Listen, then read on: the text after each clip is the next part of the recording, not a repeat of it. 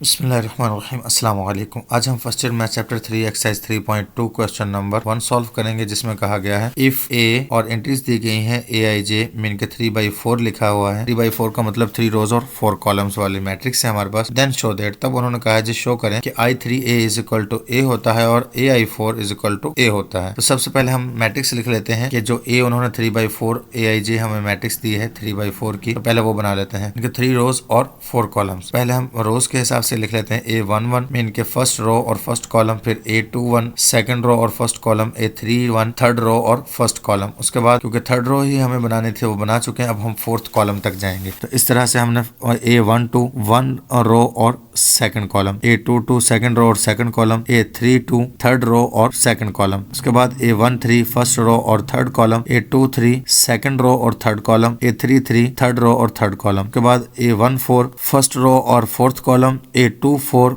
Second row और fourth column, A34 third row और fourth column. तो इस तरह से हमने ये एंट्रीज लिख ली हैं। तो ये हमारे पास ए मैट्रिक्स बन चुकी है। और I3 मैट्रिक्स मीन के 3 रोज और 3 कॉलम्स वाली मैट्रिक्स जो है वो I3 मैट्रिक्स होती है। तो वो हमने लिख ली है 1 0 0 0 1 0 और 0 0 1। और उसके बाद क्योंकि लेफ्ट हैंड साइड उन्होंने कहा था कि I3A है, उसको ए बनाकर दिखाएं, तो हम पहले लेफ्ट हैंड साइड ले लेते हैं कि I3A है। तो I3 हमने वो आइडेंटिटी मैट्रिक्स ले ली है और ए हमने मैट्रिक्स जो हमारे पास थी वो ले ली है, जो हमने बनाई है। उसके बाद हम मल्टीप्लाई कर लेंगे। तो मल्टीप्लाई का तरीका जरा गौर से समझिएगा क्योंकि थोड़ा सा लेंथी है, लेकिन मुश्किल नहीं है क्योंकि चीजें वही हैं जो हम पहले डिस्कस कर चुके हैं, इसलिए आपने कंफ्यूज नहीं होना। तो सबसे पहले हम फर्स्ट कॉलम बना लेते हैं। फर्स्ट रो से फर्स्ट कॉलम को तो हम पहले एंट्री को पहली के साथ, दूसरी को दूसरी के साथ और तीसरी को तीसरी के साथ मल्टीप्लाई करेंगे। A11 जो है वो 1 के साथ मल्टीप्लाई होगा, A21 जो है 0 के साथ, और इस तरह से A31 भी 0 के साथ मल्टीप्लाई होगा। ये हमने लिख दिया है 1 इंटू A11, 0 इंटू A21 और 0 इंटू 31। तो ये फर्स्ट रो फर्स्ट कॉलम के साथ मल्टीप्लाई हो चुकी है। उसके बाद हम सेकंड रो को फर्स्ट कॉलम से मल्टीप्लाई करेंगे तो 0 इंटू A11 आ जाएगा। उसके बाद 1 इंटू A21 और 0 इंटू A31। तो यह आप देख सकते हैं 0 इंटू A11 और 1 इंटू 21 और 0 इंटू 31 लिख दिया हम। थर्ड रो में हमारे पास है 0 0 1, तो हम 0 को A11 से और फिर नेक्स्ट 0 को A21 से और लास्ट 1 को A31 से मल्टीप्लाई कर देंगे। तो जब हमारा 0 A11 से मल्टीप्लाई होगा तो 0 इंटू A11 आ जाएगा। इस तरह से 0 A21 से मल्टीप्लाई होगा तो 0 इंटू 21 आ जाएगा। 1 इंटू A3 से मल्टीप्लाई होगा तो 1 इंटू A3 आ जाएगा और दरम्यान में सबके प्लस आ जाएंगे। तो इस तरह से हमारा फर्स्ट कॉलम बन चुका है क्योंकि हमने फर्स्ट कॉलम से मल्टीप्लाई किया था। अब हम सेकंड कॉलम से मल्टीप्लाई करेंगे तो सेकंड कॉलम, इस तरह से थर्ड कॉलम से मल्टीप्लाई करेंगे तो थर्ड कॉलम बन जाएगा, फोर्थ कॉलम से मल्टीप्लाई करेंगे तो फोर्थ कॉलम बन जाएगा। इसलिए मैंने बताया है कि ये लेंथी है लेकिन ईजी है। तो हम सेकंड कॉलम से मल्टीप्लाई करते हैं तमाम रोज को। फर्स्ट 1 A12 से मल्टीप्लाई होगा, 0 A22 से, और नेक्स्ट भी 0 A32 से मल्टीप्लाई होगा। तो ये देख सकते हैं कि A12 से मल्टीप्लाई हो गया प्लस 0 A22 से और 0 A32 से मल्टीप्लाई हो गया। उसके बाद हमने सेकंड रो को मल्टीप्लाई करना है सेकंड कॉलम से, तो 0 इंटू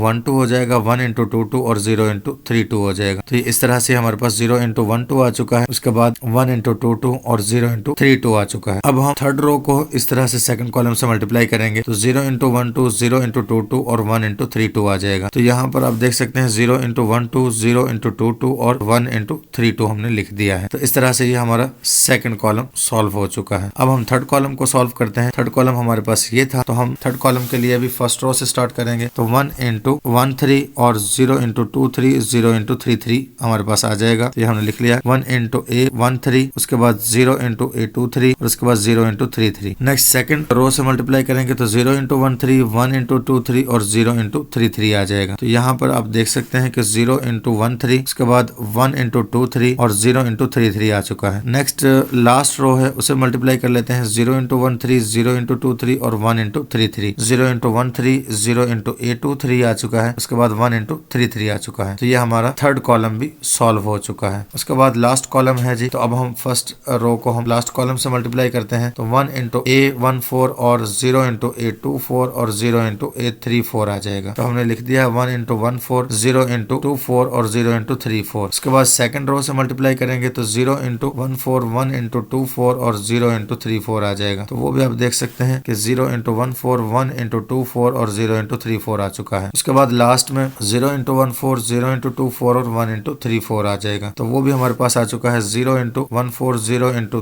24 और 0 इंटू 34 आ चुका है। इस तरह से हमने फोर्थ कॉलम सॉल्व कर लिए हैं। अब हम इसे सिंप्लीफाई कर लेंगे। सिंप्लीफाई में ये बिल्कुल ईजी हो जाएगा, ज्यादा वैल्यूज 0 से मल्टीप्लाई हो रही हैं।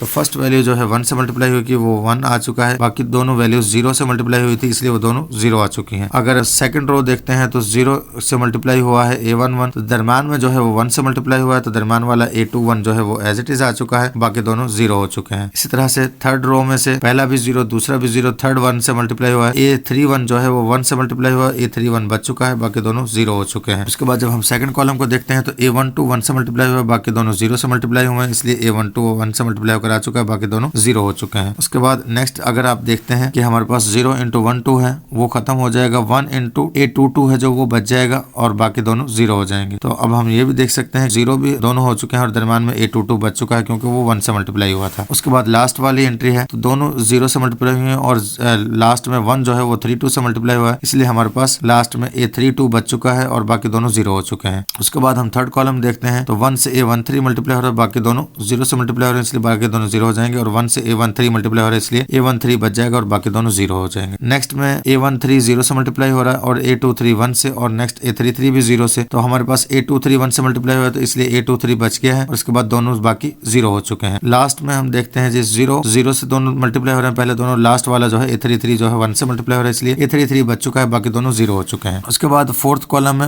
1 इंटू A14 मल्टीप्लाई हुआ है, बाकी दोनों 0 से मल्टीप्लाई हुआ इसलिए A14 बच चुका है, बाकी दोनों 0 हो चुके हैं। उसके बाद 0 से 14 मल्टीप्लाई हुआ है, 1 से 24 मल्टीप्लाई हो रहा है इसलिए 24 बच चुका है A24, और उसके अलावा बाकी दोनों 0 हो चुके हैं। नेक्स्ट लास्ट वाला जो है लास्ट रो में से वो 0 से मल्टीप्लाई हो रहे हैं, पहले दोनों लास्ट वाला A34 जो है वो 1 से मल्टीप्लाई हो रहा है इसलिए A34 बच चुका है, बाकी दोनों 0 हो चुके हैं। इस तरह से हमारी मैट्रिक्स सिंप्लीफाई हो चुकी है। तो उम्मीद है आपको ये समझ आ चुकी होगी। मजीद ये देख सकते हैं कि A11 को जब हम 0 से प्लस करेंगे A11 ही बचेगा, A12 को हम दोनों 0 में प्लस करेंगे तो A12 बचेगा, A13 को 0 से प्लस करेंगे तो वो भी 13 बचेगा, इस तरह से A14 को 0 से प्लस करेंगे तो वो भी A14 ही, इस तरह से 0 प्लस 21 A21 प्लस 0 वो भी A21 ही बचेगा। नेक्स्ट भी A22 एज इट इज आ जाएगा क्योंकि 0 खत्म। नेक्स्ट वाले में भी 0 प्लस होकर A23 एज इट इज आ जाएगा। उसके बाद नेक्स्ट वाला A24 है वो भी 0 में प्लस होकर A24 वापस आ जाएगा। लास्ट में 0 में A31 प्लस होगा तो A31 एज इट इज, इस तरह से नेक्स्ट भी 0 प्लस होंगे A32 में तो A32 as it is, next भी 0 प्लस होंगे A33 में वो भी एज इट इज A33, और लास्ट वाला A34 भी एज इट इज आ जाएगा। और उसके बाद हम देख सकते हैं कि ये मैट्रिक्स वापस A आ चुकी है, तो इसको हम इस तरह से भी लिख सकते हैं AIJ 3/4, और ये वापस A मैट्रिक्स है तो ये राइट हैंड साइड आ चुकी है। तो इसके साथ ही हमारा फर्स्ट पार्ट कंप्लीट हो चुका है, प्रूव हो चुका है लेफ्ट हैंड साइड इक्वल है राइट हैंड साइड के। नेक्स्ट पार्ट हमें दिया गया है जी AI4 को प्रूव करना है कि वो A के इक्वल आता है। AI4 के लिए हमने सबसे पहले A वही मैट्रिक्स हमारी हमने अगेन लिख ली है और I4 को हमने लिख लिया है। I4 का मतलब है कि 4th ही रोज है और 4th ही कॉलम है। अब हम A को I4 से मल्टीप्लाई करके, उन्होंने कहा जी लेफ्ट हैंड साइड करनी है तो हम लेफ्ट हैंड साइड AI4 को सॉल्व कर लेते हैं जी। पहले हमने A मैट्रिक्स को लिख लिया है और उसके बाद I4 को लिख लिया है। अब हम मल्टीप्लाई करते हैं। मल्टीप्लाई का पहले वाला ही सेम मेथड है, 3 रोज है और फर्स्ट कॉलम से हमने मल्टीप्लाई करना है। तो मजीद ये है कि आप अगर लेंथी क्वेश्चन को नहीं करना चाहते तो ये तमाम का तमाम आप स्टेप छोड़ सकते हैं और डायरेक्ट इसके बाद आप नेक्स्ट स्टेप पर पहुंच सकते हैं कि जैसे कि A11 को हम 1 से मल्टीप्लाई करेंगे, बाकी तीनों को मल्टीप्लाई करेंगे तो वो 0 हो जाएंगे। तो हम डायरेक्ट लिख सकते हैं A11 प्लस 0 प्लस 0 प्लस 0, क्योंकि हम नेक्स्ट जो 3 zeros थे तीनों एंट्रीज को 0 कर देंगे। तो आप A11 को जस्ट 1 से मल्टीप्लाई करें तो A11 आ जाएगा, बाकी 0 से मल्टीप्लाई होकर 0 आ जाएंगे। इसी तरह से जब हम सेकंड रो को मल्टीप्लाई करेंगे फर्स्ट कॉलम से तो हमारे पास A21 1 से मल्टीप्लाई होकर रह जाएगा और बाकी तीनों एंट्रीज 0 हो जाएंगी। तो इसलिए सेकंड कॉलम में हम A21 को लिख देंगे और बाकी तीनों एंट्रीज को 0 लिख देंगे। इसी तरह से नेक्स्ट जब हम